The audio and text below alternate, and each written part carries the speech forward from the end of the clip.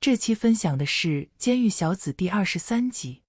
唐文贵猜到了这里面一定有人捣鬼，但是没想到真的是庞光大这个家伙。听到陈路兵的汇报，老头沉默了。他现在拿不准的一点是，这件事是否只有庞光大知道，他老子是不是也参与到这件事中了？如果庞光大的老子也知道这事儿，那对唐氏集团来说可真的是天降祥瑞呀。庞光大到底怎么说的？他老子知不知道这事儿？唐文贵皱眉问道。好像是不知道，庞光大从头到尾都没有提过他老子，就是曹海涛也是我套出来的。陈路兵说道。唐文贵又陷入了沉思，过了一会儿，抬头看见陈路兵还在这里，于是笑着说道：这是你是立了大功了，你想要什么？回头好好想一想，只要集团还能拿得出的，一定会满足你。我这人就是这样，有功必赏，有过必罚，即便是我儿子也不例外。陈路兵心想，你可拉倒吧，唐晓峰如果不是闯了这么大的祸，你也不会把他从董事长的位置上撸下来，咋地？我立了这么大的功，你还能给我个董事长或者是总经理当当？别瞎扯淡了，还是要点实惠的好。当然了，腹诽归腹诽，该要实惠的时候，陈路兵是绝对不会手软的。真的，东西的话我就不要了，能不能向你讨个人情？人情？什么人情？你说，唐文贵有些疑惑地问道。您是不是一直在怀疑曹海涛和齐红艳共同为唐晓峰设了个套？咋的？这还有假吗？他两个本来就是夫妻，你没看出来吗？在国内没有占到便宜，就把战场转移到了国外。其实这事儿也怪我，唐兵当时就说由他去港岛和那几家财团谈，但是我觉得唐兵没有和他们见过面，一旦谈不出个东西来，就会耽误时间和机会，所以才让唐晓峰去的。没想到他出去之后还是被人设计了。总而言之一句话，唐文贵是恨死齐红艳和曹海涛了。既然知道港岛的赌局是曹海涛在幕后操纵，那接下来就是对曹海涛疯狂的报复，连带着齐红艳也好不到哪里去。兔子急了还咬人呢，曹海涛这是把唐氏集团和唐文贵逼到了死角，如果再不奋起反击，很可能就要分崩离析了。从法律的角度上说，唐文贵和唐氏集团已经没有任何直接关系，所以他做的任何事情，如果追究起来，也只能是由他自己承担责任，扯不到唐氏集团身上。既然曹海涛不仁不义，做出这种卑鄙无耻的事情来，那就不要怪他唐文贵翻脸不认人了。瘦死的骆驼比马大，唐氏集团现在虽然面临资金危局，可是雇佣几个杀手的钱还是不缺的。曹海涛和齐红艳后面面临什么样的处境，就看他们能不能把这7个亿的巨款吐出来了。陈路兵正是想到了这一点，所以才想为齐红艳求个情。唐文贵如果想要报复的话，就不要报复齐红艳了。因为这件事情的始作俑者是陈路兵，所以他知道齐红艳到底是不是冤枉的。如果明知道齐红艳是冤枉的，还放任唐文贵报复他，那自己就真的太不是个男人了。你刚刚说什么？什么人情？唐文贵叨叨了一大通，发泄了一下自己的情绪，突然发现自己说的有点多了。港岛赌局的事情，齐红艳没有参与，他也不知道，这完全是曹海涛在背后一人操纵的。庞光大自始至终没有提起过齐红艳，所以我想替齐红艳求个情，他的事情就算了吧。你已经给了他一家物业公司，我和他谈谈，让他以后不要再插手唐氏集团的事儿了，恩恩怨怨到此为止。陈路兵淡淡地说道。对于陈路兵为齐红艳求情，唐文贵还是很惊讶的，他没想到这两人又搞到了一起，而他的猜测有一部分是正确的，陈路兵和齐红艳确实达成了合作意向，只是他们合作的目标不是别的，而是曹海涛。甚至他们合作的目标是整个曹家，当然这件事情不能让任何人知道，否则他两个将死无葬身之地。曹正山手上有的是资源和权力，能把他们像碾死一只蚂蚁一样碾碎。你怎么知道我不会饶了他？因为如果是我，我也不会饶了他。他既然和曹海涛是两口子，所以我一定会让他付出代价。陈路兵说道。经过这件事，我要和曹市长好好谈谈，还有省里的庞书记，他们的孩子设局的设局，当狗腿子的当狗腿子，我就想问问他们到底想怎样？是不是唐氏集团一日不破产，他们心里就不舒？从我把公司总部迁到天州市以来，省里大大小小的领导，逢年过节我都没有差了他们什么事儿，该送的都送了。但是这些人就是喂不熟的白眼狼啊！你给他一块肉，他惦记着你整只羊，所以我也是没办法，该见刀子的时候你就得掏刀子，否则你只能眼睁睁看着他们把你啃得干干净净，连骨头都给你敲成渣子，把里面的骨髓吸溜干净。齐红艳那个娘们，你要她有什么用？你不会是真喜欢她吧？陈路兵摇了摇头。你要是敢说喜欢，我现在就打断你的腿。你和我姑娘还没离婚呢，就在外面搞三搞四，你这不是打我的脸吗？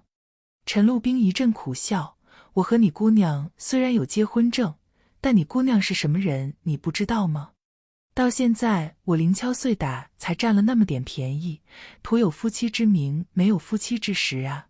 再说了，你不是天天口口声声要我和你姑娘离婚吗？这会儿又想起我和你姑娘有结婚证了，这个老不死的。我和齐红艳真没啥，不过就是看她可怜，里里外外被人当棋子用，用完之后一脚蹬了。陈路兵言不由衷地说道。唐文贵指了指陈路兵，警告他说道：我可以饶他，但是如果让我知道你在这里面捣鬼，我可饶不了你。我的事你就不要放心上了，你还是想想眼前这事该怎么处理吧。如果处理的及时，或许钱还能要回来，不然曹海涛可能早就把那些钱挥霍光了。曹海涛把自己身边的人盘查了一遍之后，发现事情有些不对，问题不是出在自己这里，而是出在庞光大那里。可是庞光大思来想去，自己这些天说过的话，做过的事复盘了好几遍，以及又把女朋友叫来狠狠地讯问了一通之后，发现自己这里也没有什么问题。这就奇了怪了，本来这件事就只有他和曹海涛知道，而且曹海涛也是在后来才把整件事情告诉他的，那到底是谁泄露了消息呢？而那两男一女又是从哪里来的呢？好在庞光大的脑子还不算笨，花了点钱把陈路兵他们住的酒店服务员买通了，让他调了后台的监控录像，然后把3个人的照片拍了发给曹海涛，曹海涛这才如梦方醒，原来是陈路兵那个混蛋干的好事。陈路兵他们精确地知道庞光大的住址，而且居然还能跟踪他，派了个女人把庞光大勾引到了酒店。这一趟流程操作下来，如果不是对他们非常了解，是根本做不到的。一想到这里，曹海涛心里就凉了。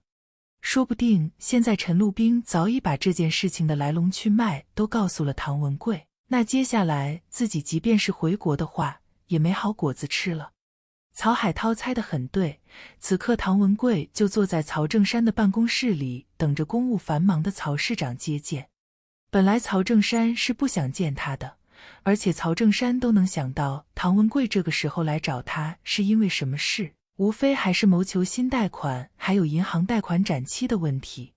他已经拒绝了唐文贵好多次了，可是这家伙锲而不舍地来找自己，毕竟也是天州市的企业，还是上市公司，这个面子不好不给，但是见面归见面，办不办事又是另外一回事。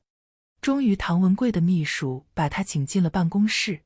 老唐啊，公司的事情怎么样了？2个人都不是什么好东西，所以对彼此背后做的那些事情也是心知肚明，只是面子上的事情还要过得去，毕竟大家都是场面上的人，如果把对方的老底揭穿了，很有可能就没有再次见面的机会了。曹市长，感谢你在日理万机的情况下还抽出时间见我，之前来过几次你都不愿意见我，现在我唐文贵在天州市就是个人见人嫌的老头子，没有人愿意和我打交道了，和前几年唐氏集团如日中天的时候真是大相径庭啊。曹正山闻言有些惊讶道，他这里来的人不说夹着尾巴低声下气吧，但也不可能像唐文贵这样阴阳怪气的说话。这老家伙虽然说的是事实，但是怎么听都像是在指桑骂槐。有几次他是让秘书把唐文贵给推了，唐氏集团的事情太大，他一个市长是解决不了什么问题的，所以见不见面都没什么作用，与其浪费那个时间，还不如干点别的呢。唐总，你这是在埋怨我吗？我也有我的苦衷，管着这么大一大摊子事儿，你看看今天来见我的这些人，每天都是这样，摁下葫芦起来瓢，我也是没办法。唐氏集团的事情不是我一个人说了算的，我觉得你还是要找一找省里，咱们市里能给你的支持我都已经给到了，你还想让我怎么样啊？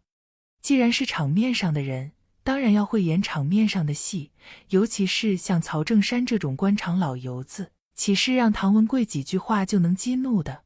大家见面笑哈哈，你好我好大家好，办不办事再说喽。唐文贵的确是来发泄不满的，不过他这一次来可不是无的放矢，他已经拿到了足够的证据让曹正山低头，如若不然他就把曹海涛推出去，看看他曹正山还有没有脸面在天州为官。一夜赌博输掉7个亿，这本来就是天下奇闻了，如果这件事情再和天州市长的儿子扯上关系，那这就像是世界级的新闻了。所以今天的唐文贵不急不躁，不但要把以往的不满情绪发泄出来，还要让曹正山彻底低头，并且他也要参与到拯救唐氏集团的队伍中来，不要再抄着袖子围观看戏了。唐氏集团如果破产退市，对谁都没有好处。曹市长，你说的这些我都知道，但是唐氏集团毕竟是天州市的企业，还是上市公司，如果一旦破产退市，会对我们市的营商环境造成重大打击，所以不管怎么样，你还是要伸伸手。银行这方面您说话比我管用多了。唐文贵一本正经地说道。听了唐文贵这话，曹正山叹了口气，默不作声，于是办公室里陷入了死一般的寂静。过了好一会儿，曹正山才继续说道，事情也不是不能办，但是要费一番力气。我听说你协助调查的时候，一口咬定秦务农和你没有任何关系，这就不对了吧？我觉得在唐氏集团最关键的这几年发展中，秦务农还是起了很大作用的。别的不说，在天州市拿地和旧城改造方面，你们唐氏集团拿到的好处最多，怎么能说和秦务农没有关系呢？绕来绕去又绕到了秦务农身上，看来曹正山和秦务农之间的死结是打不开了，但是你们之间相互顶牛和我有个屁的关系？你要那么说的话，唐氏集团通过齐红艳从你这里也拿了不少好处啊，难道我也要把你举报上去吗？有些话本来就是屁话，无论怎么修饰，采用什么样的方法说出来，都能让人闻到臭味，就像是曹正山此时教训唐文贵说的话一样。唐文贵闻言笑了笑说道，在我们唐氏集团发展中，有很多领导都给了我们很大帮助，秦务农只是其中一个。曹市长，我记得唐氏集团拿的几块地，当时也是和你打过招呼的，您当时也是非常支持我们集团的发展，所以很多事情没有办法往深了挖，一旦挖深了，就会挖出来很多乱七八糟的东西。既然这事儿都已经平了，从上面看也看不出什么龇牙咧嘴的，那干嘛还要非得挖下去呢？唐文贵给了曹正山一个不软不硬的钉子，那就是你也不要说别人了，你的屁股底下也不干净。既然把话说到这个份上，那也就没什么好说的了。所以接下来曹正山又开始保持沉默，但是唐文贵已经没有耐心了。曹市长，我今天过来不是想和你探讨银行的事情，虽然唐氏集团现在资金比较紧张，但是日常经营还能维持，我也在想别的办法。您这里我来了很多次了，你一直没有给我一个准确的答复，所以来您这里我已经不抱什么希望了。我今天来是想和你谈一下孩子的问题。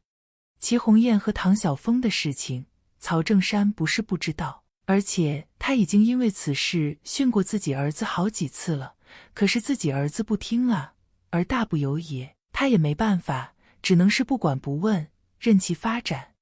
孩子的事情让孩子们自己处理就好了。所以曹正山虽然心里很窝火，但每次和唐文贵见面从来没有提过这些事情。唐文贵今天居然当面提出来，看来这是要撕破脸皮了。曹正山闻言也只是点了点头，示意唐文贵继续说下去。我知道前段时间唐晓峰和曹海涛之间又发生了一些不愉快，这是责任在我，是我没有管教好孩子。但是唐文贵话没说完，就被曹正山抬手打断了。唐总，如果你今天是来道歉的，我看完全没有这个必要。孩子们的事情让他们自己处理就好了。以前我从来没有参与过他们的事，以后也不打算参与。他们都是成年人了，自己想要什么该扔掉什么，他们自己心里还没数吗？用得着你我2个黄土埋到胸口的老头子操这些闲心吗？唐文贵闻言微微笑了笑，看来曹正山并不知道他儿子干了什么事儿，不然的话不会这么镇定，也不会说这些屁话。曹市长，你说的对，如果他们自己有什么矛盾，让他们自己解决就好了。但是这次的事情非同小可，一个处理不好，不但是关他们本人的身家性命，还关系到唐氏集团和你我的名声。曹正山被唐文贵的话吓了一跳，是关他们的性命，还有自己的名声，这他妈到底什么事啊？不就是男男女女那些事吗？还用得着大张旗鼓搞成这个样子？曹正山一下子就火了，一巴掌拍在了桌子上，又把唐文贵吓了一跳。唐文贵，你到底想搞什么搞？年轻人那点事我们都知道，我们都是过来人，有必要搞成这个样子吗？你看看你说的这些话，什么关系到性命，什么关系到名声的？你不要给我搞得些乱七八糟的事，他们自己的事让他们自己处理，你这个半大老头子跟着瞎掺和什么呀？秘书听到办公室里说话声音大了些，于是打开门伸头看了看，但是被曹正山狠狠地瞪了一眼，秘书又缩了回去。唐文贵只是刚刚被吓了一跳，而不是被吓住了，所以当曹正山发完火之后，唐文贵将手中的东西放在了桌面上，那是一个 U 盘。如果不是拿到这些证据，我都不知道曹海涛能做出这种事情来。反正已经撕破脸了，唐文贵也没有什么可顾忌的了，于是不紧不慢地将曹海涛在港岛做的事情一五一十地告诉了曹正山。曹正山开始的时候不信，他不信自己儿子有这么大的胆子，还有这么大的能力，知子莫若父，他觉得自己儿子没那个能量。但是当唐文贵将手中的证据推给曹正山后，曹正山看着庞光大在视频里的表演，不由得他不信。他知道庞光大这小子有事没事就和自己儿子一起玩，大家都是一个圈子里的，怎么能不认识呢？事情就是这么个事情，情况就是这么个情况，曹市长，接下来怎么处理？你拿个主意吧。唐文贵将皮球踢到了曹正山一边，看看他如何处理自己儿子，如何处理那7个亿。曹正山此时感觉自己的血压有些高，于是拉开抽屉拿出了降压药，倒出几粒硬生生地咽了下去。他为这个儿子操碎了心，每每惹了麻烦就得由自己出面帮他擦屁股善后，但是这一次他惹的事情有些大。他也没想到自己儿子居然轻而易举地为唐晓峰设了局，还从他那里赢走了7个亿。唐晓峰不断地向赌场借款，现在赌场已经开始追债了。不管怎么说，这件事情千万不能闹大，如果闹大了，自己也没法善后。尤其是如果这事报道出去，那自己的名声确实就像唐文贵说的那样，一落千丈。他也没脸继续在天州为官了，自己奋斗了一辈子才爬到了现在的位置，可是被这个坑爹的货一下子就打回了原形。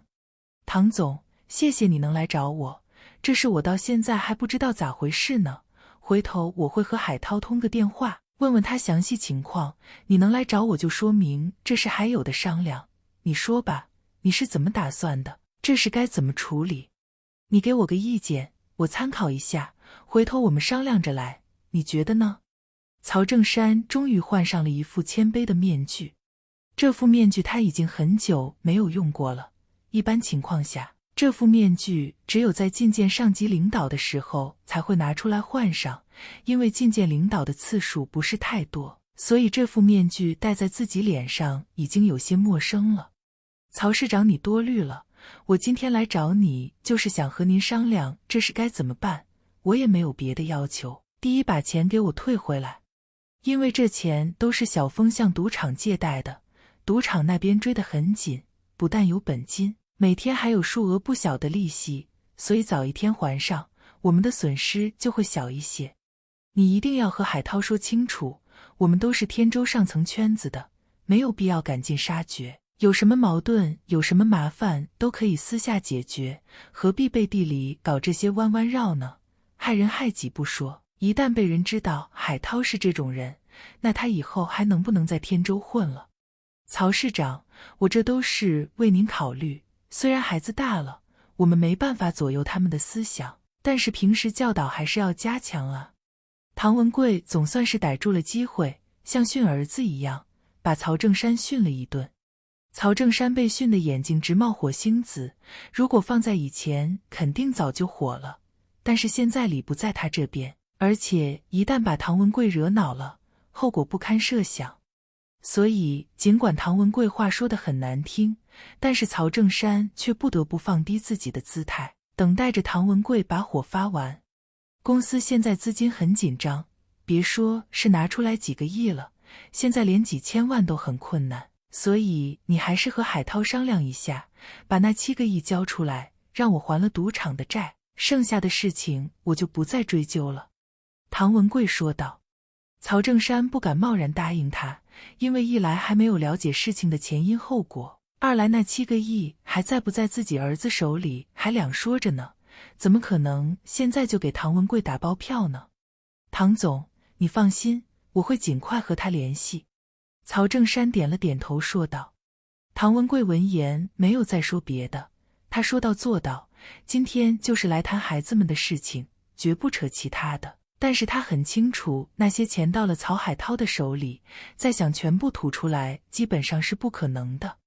等到曹海涛不能把全部钱退回来的时候，他再来找曹正山，让他为唐氏集团站台。经过这段时间的煎熬，相信曹正山也能对这件事情有一个基本的预判。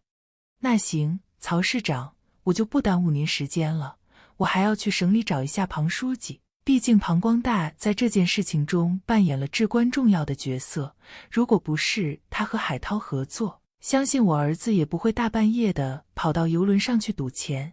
而且庞光大也说了，在这个过程中他还给我儿子递过掺了药的饮料，不然我儿子怎么会傻到一下子输出去7个亿呢？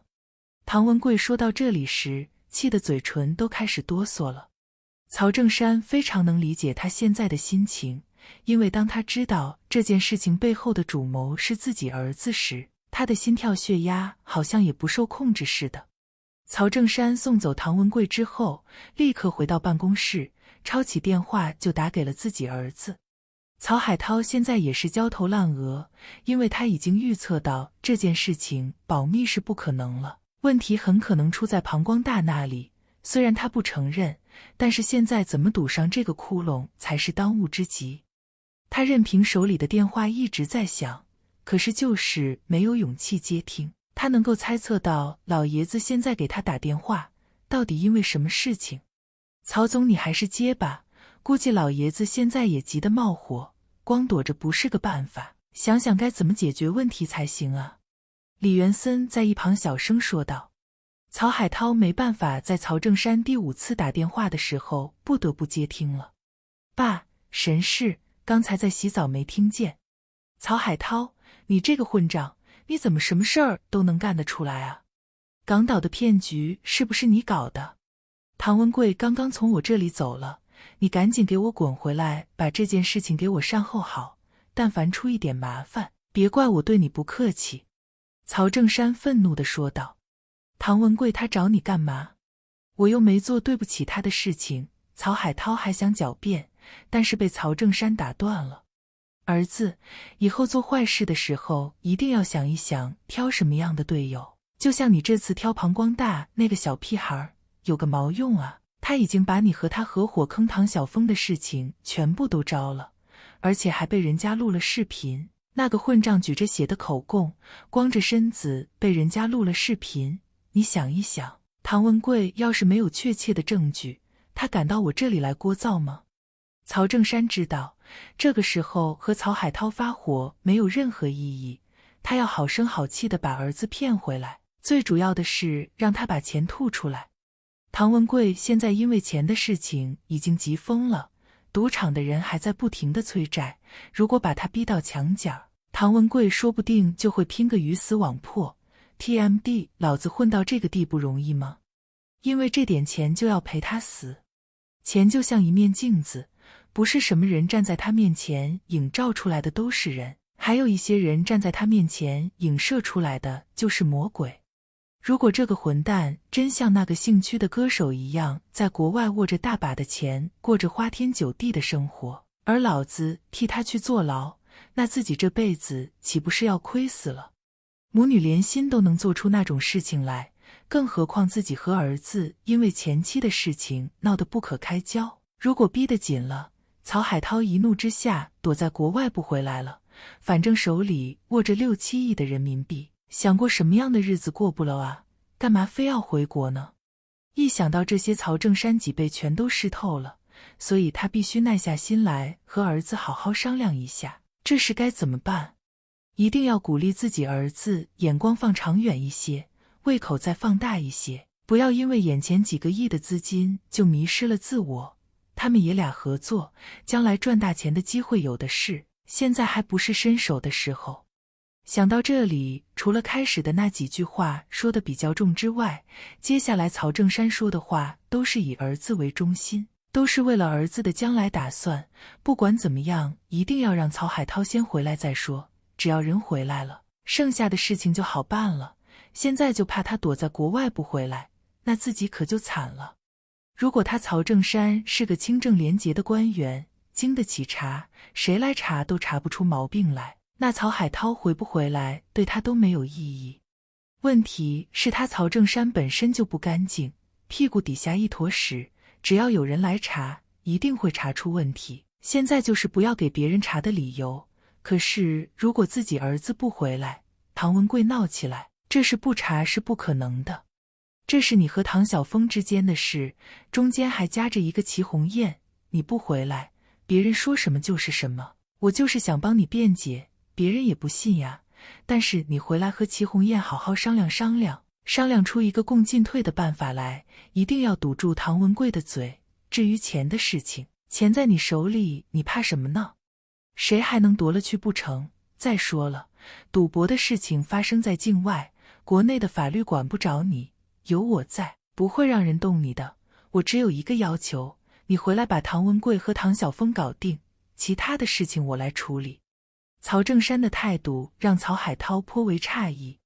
自从因为调查母亲死因的事情和父亲闹翻之后，爷俩的正常交流就少了很多。每次曹海涛惹了麻烦去找曹正山擦屁股时，曹正山从来就没有给他过好脸色。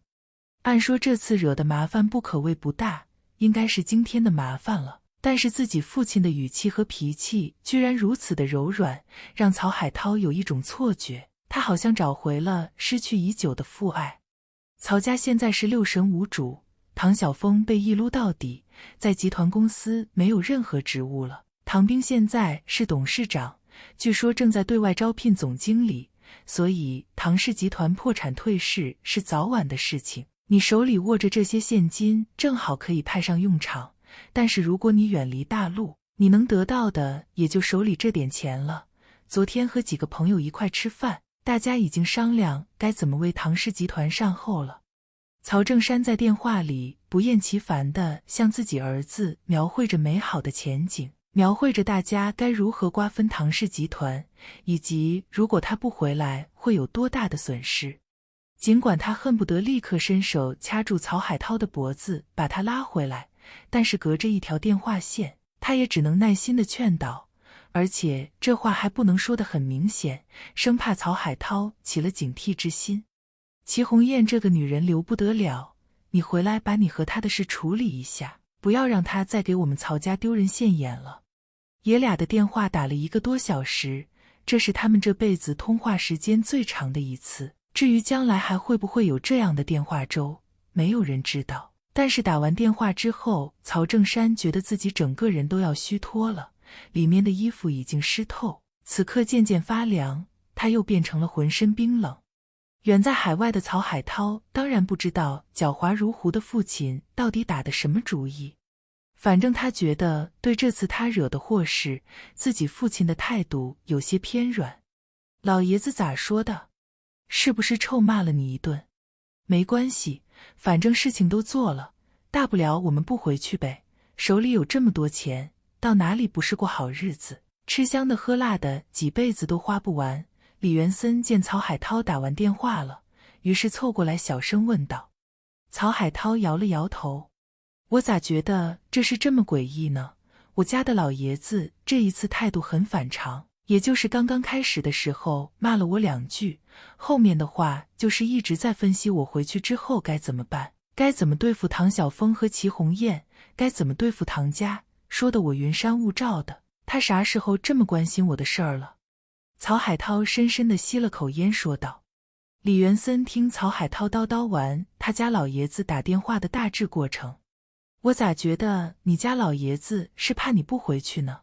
你要不回去的话，是不是就给老爷子惹麻烦了？你回去还能拿你出来做个交代，你要是不回去，那他就只能自己交代了。李元森开玩笑地说道。就在曹正山打电话的时候，曹海涛也不是没想过这个问题。李元森说的这个理由他早就想过了，但是思来想去，觉得自己家老爷子不至于。人与人之间就是这样，你认为不至于的事情，别人认为很至于。不管了，你去买机票吧，收拾一下，明天回国，等我回去先把唐晓峰和齐红艳处理再说。这对奸夫淫妇给我戴的绿帽子够多了，也辞职了，不把他们2个处理了，我这辈子都咽不下的口气。曹海涛恨恨地说道。此时陈路兵正陪着唐文贵在省大院等候召见。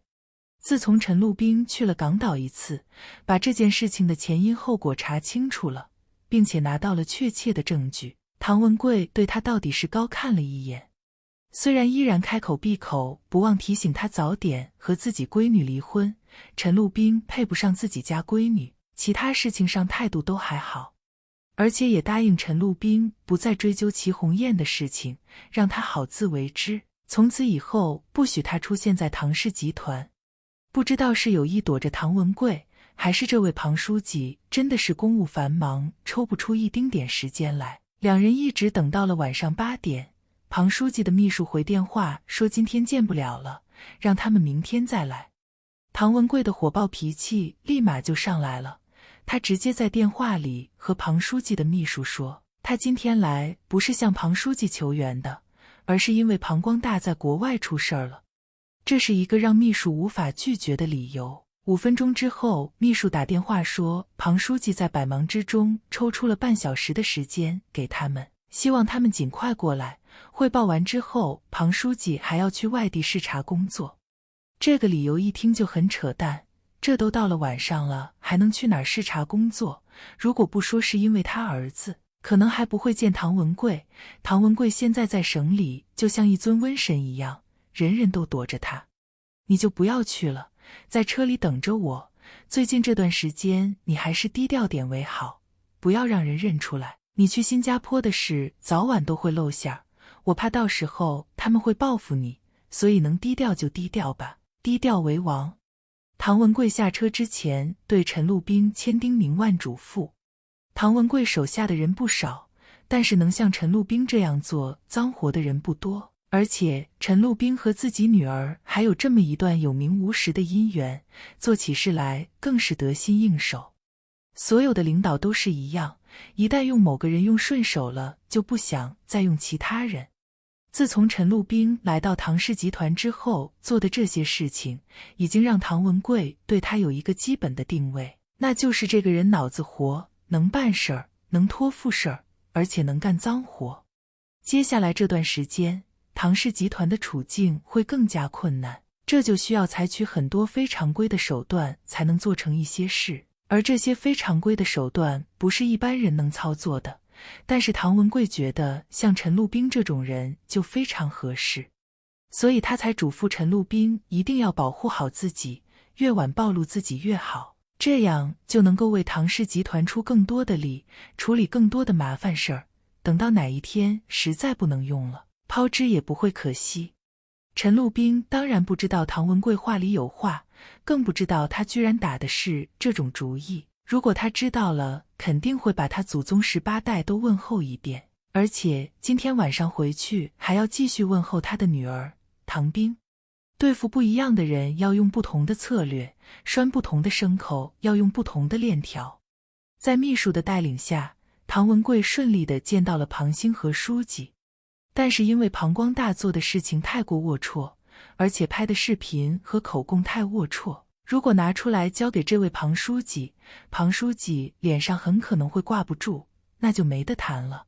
所以唐文贵虽然见到了庞书记，但是关于庞光大参与港岛骗局的证据并没有拿出来，因为他为这位庞书记准备好了另外一套说辞。唐文贵，都这个时候了，你还往我这里跑，你什么意思？是想给我找麻烦吗？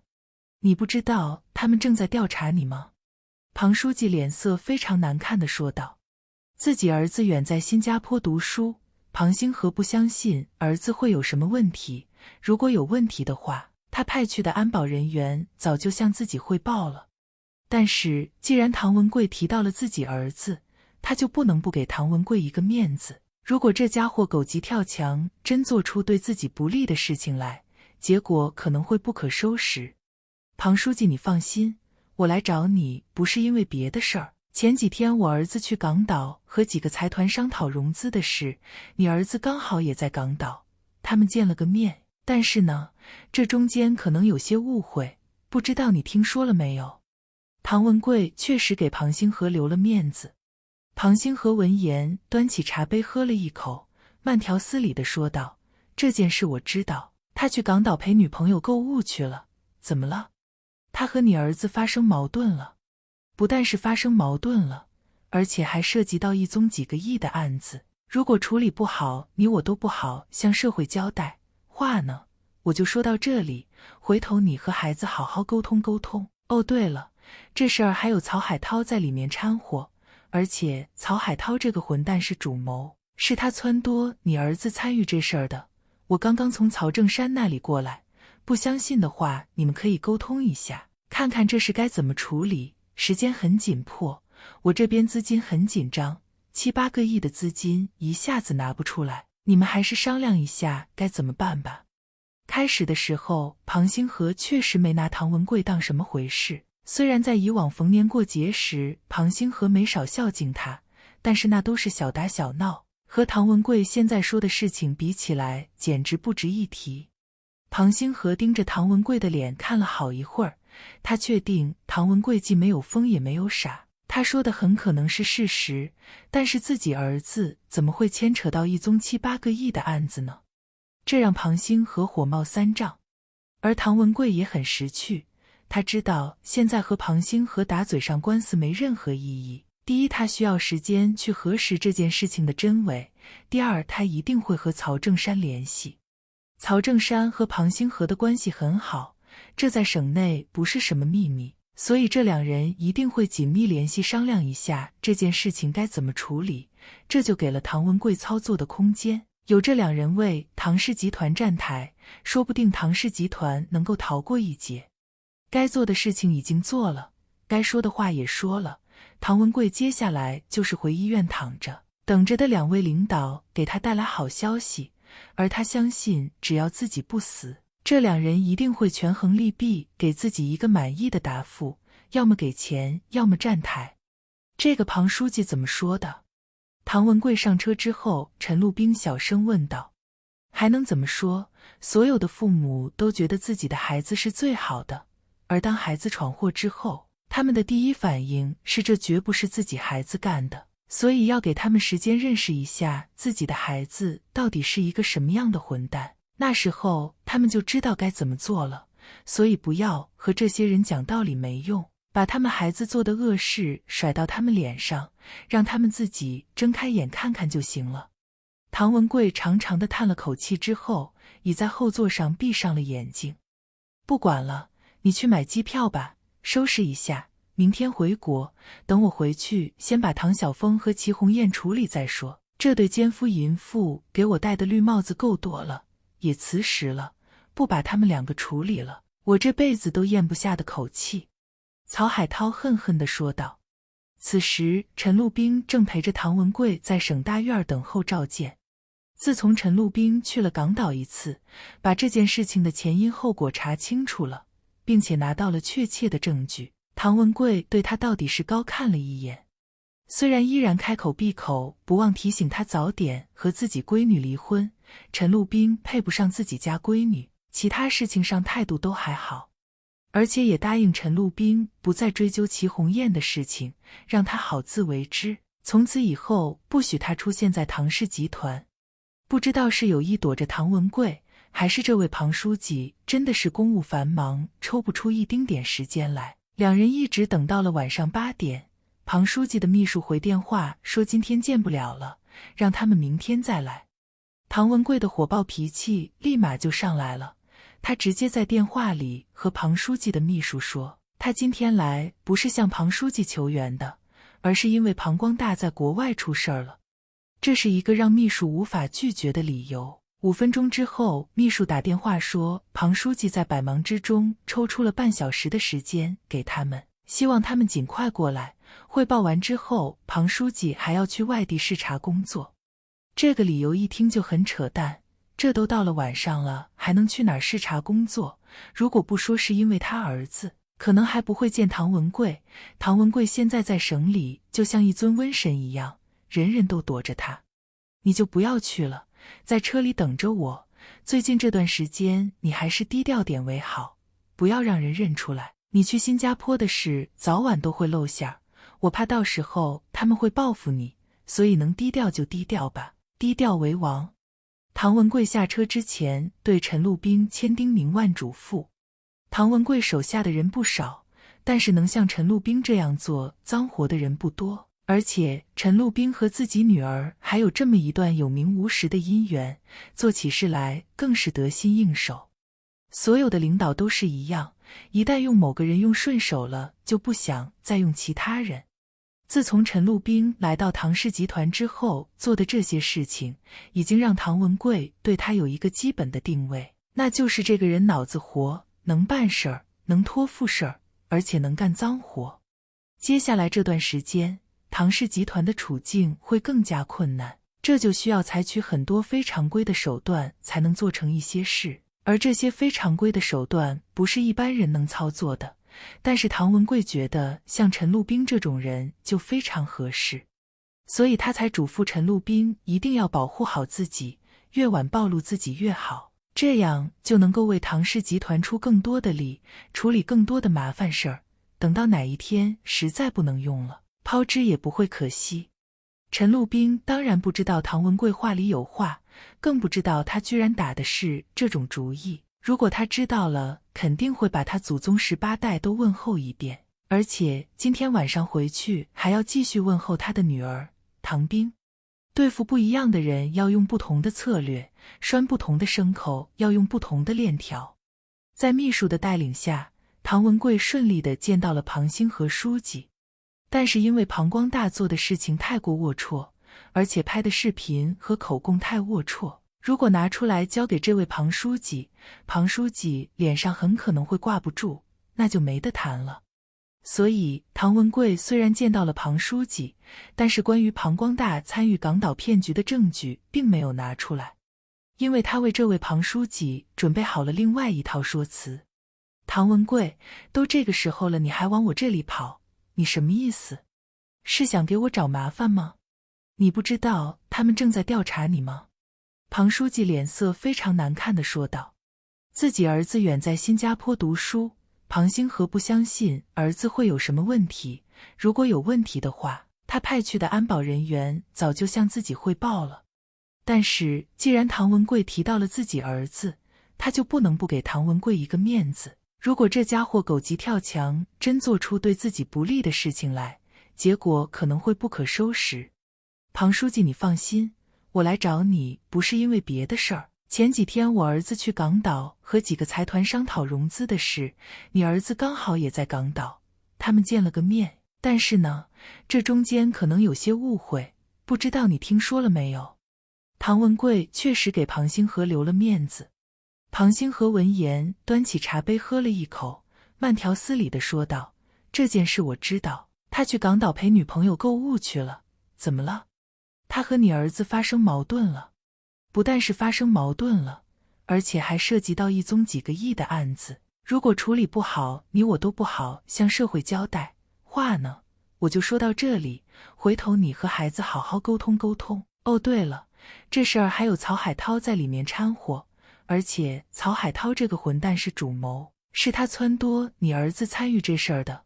我刚刚从曹正山那里过来，不相信的话，你们可以沟通一下，看看这事该怎么处理。时间很紧迫，我这边资金很紧张，7、8个亿的资金一下子拿不出来，你们还是商量一下该怎么办吧。开始的时候，庞星河确实没拿唐文贵当什么回事。虽然在以往逢年过节时，庞星河没少孝敬他，但是那都是小打小闹，和唐文贵现在说的事情比起来，简直不值一提。庞星河盯着唐文贵的脸看了好一会儿，他确定唐文贵既没有疯也没有傻，他说的很可能是事实，但是自己儿子怎么会牵扯到一宗7、8个亿的案子呢？这让庞星河火冒三丈，而唐文贵也很识趣。他知道现在和庞星河打嘴上官司没任何意义。第一，他需要时间去核实这件事情的真伪；第二，他一定会和曹正山联系。曹正山和庞星河的关系很好，这在省内不是什么秘密，所以这两人一定会紧密联系，商量一下这件事情该怎么处理。这就给了唐文贵操作的空间。有这两人为唐氏集团站台，说不定唐氏集团能够逃过一劫。该做的事情已经做了，该说的话也说了，唐文贵接下来就是回医院躺着，等着的两位领导给他带来好消息，而他相信只要自己不死，这两人一定会权衡利弊，给自己一个满意的答复，要么给钱，要么站台。这个庞书记怎么说的？唐文贵上车之后，陈路兵小声问道。还能怎么说？所有的父母都觉得自己的孩子是最好的，而当孩子闯祸之后，他们的第一反应是这绝不是自己孩子干的，所以要给他们时间认识一下自己的孩子到底是一个什么样的混蛋，那时候他们就知道该怎么做了。所以不要和这些人讲道理没用，把他们孩子做的恶事甩到他们脸上，让他们自己睁开眼看看就行了。唐文贵长长的叹了口气之后，倚在后座上闭上了眼睛。陈路兵从后视镜里扫了他一眼，心想这话也是对你自己说的吧。陈路兵把唐文贵送回医院，而此时唐兵也等在医院了。刚刚他们已经联系过，他知道他们去了庞书记那儿。和陈路兵的态度相反，唐兵看到疲惫不堪的唐文贵从车上下来，连忙上前搀扶，从始至终都没有问和那两位领导谈的怎么样。爸，以后这种事情你就不要去了，让我去谈就行，反正我们手里有他们想要的东西，还怕他们不就范吗？你看看你这么大年纪了，身体又不好，和他们较那个劲干嘛？唐兵有些心疼地说道。唐文贵闻言拍了拍女儿的手说道，我现在和唐氏集团已经没有任何关系了，所以我说的话做的事都和集团无关，得罪人的事情爸爸替你去做，你只需要经营好公司就行了。对了，招聘总经理的事有进展没有？我已经在催猎头那边了，猎头公司说这几天就会有几个人选过来面试，到时候还需要你进行把关。你一定要告诉猎头公司我们的要求，没有金融背景的不要，这个总经理主要是对外融资，帮唐氏集团度过眼前的资金困局。至于经营管理方面，我觉得你就能胜任，所以我们现在招的这个总经理一定要有偏向性。陈路兵跟在后面，心想以这种要求去找总经理，恐怕很难招得到人。最好的办法就是找一个政府官员，或者是政府官员的亲属。陈路兵跟着走到病房门口，就没有再跟进去，人家爷俩肯定有很多私密的话要交流，如果自己跟进去，再让别人撵出来，那就很难看了。虽然他是名义上的唐文贵的女婿，可是唐文贵没有拿他当回事。进了病房之后，唐文贵坐在椅子上，舒服地靠在椅背上，刚刚和这两位领导交锋，唐文贵耗尽了心力。事情我都已经和他们点透了，就看他们接下来怎么做，但愿这是我们唐氏集团的机会，如若不然，也只能是听天由命了。爸，我觉得事到如今，不能光指望融资这一条路了，我们要想一下其他的办法，实在不行，把我们旗下比较赚钱的公司拿出来出售。断臂求生，我不是没有想过，但是在目前的局势下，我们任何公司拿出去都会被人拼了命的压低价格。我想的是，等公司缓一缓，再处理我们旗下的资产，或许能卖个好价钱，现在还不是卖老本的时候。唐文贵喝了口水，喘息着说道。对于这种观点，唐兵不敢苟同，一旦融资这条路走不通，回过头来再想处理公司旗下的资产，很可能会被别人压得更低。现在公司还没有到走投无路的时候，至少公司的贷款还没有出现违约，一旦出现违约，再想走这条路可能就麻烦了，至少违约的贷款会被起诉，一旦被法院查封旗下资产，到时候你想卖都难了。唐兵是搞经济研究出身，他当然知道有一批这样的公司，手里握着大把的资金，他们要做的事情就是和法院内的人联合起来搞法拍竞买。有些法拍的资产评估已经相当低了，但是在他们这些人操作下，还会将已经评估出来的资产价格继续压低。几次流拍之后，法院会将评估的价格继续下探，等到下探到他们认为可以出手的时候，这些人就会出手竞拍到这些优质的资产，然后转手卖掉，有的可能价钱翻倍，有的可能赚得更多。唐兵当然知道这些像吸血鬼一样的公司会如何对待唐氏集团，所以他想赶在唐氏集团山穷水尽的之前，处理旗下的优质资产，至少能卖上一个好价钱，堵住贷款违约这个大窟窿。所以他需要和唐文贵好好谈谈了，把这里面的风险如实的告知自己父亲。他也知道父亲很可能早就意识到了这里面的风险，只是辛辛苦苦创建的公司，不到最后一刻，他是绝对不愿意轻易放弃的。陈路兵等在车里，等着唐兵下来。1个小时之后，唐兵终于下来了，看得出来他已经非常疲惫。陈路兵打了一下双闪灯，唐兵就朝着汽车走了过来。谈得怎么样？又谈崩了？陈路兵看了一眼唐兵的脸色，问道。老头子的脾气太傲了，有点搞不定。今天你们去见曹正山和庞星河谈得怎么样？你这不是开玩笑吗？你家老头子和2位大领导谈话，我能跟着去吗？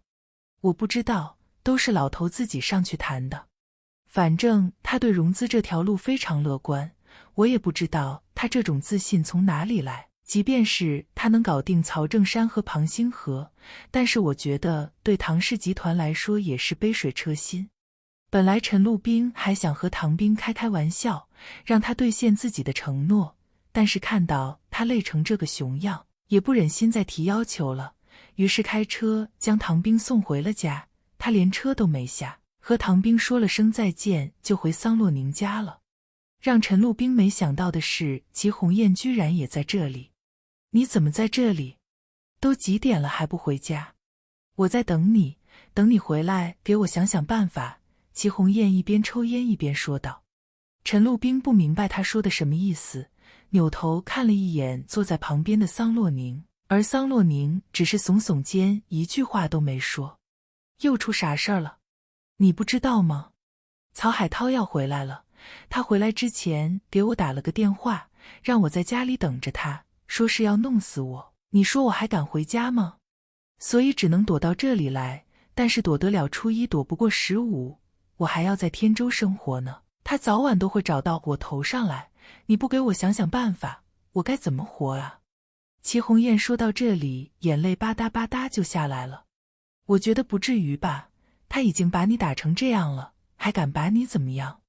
陈路兵皱眉问道。你是不知道，曹海涛根本就不是个男人，打自己的女人下手最狠，从结婚到现在，我都不知道被他打了多少次了。每次桑律师都劝我去打官司离婚，可我就是没有那个勇气。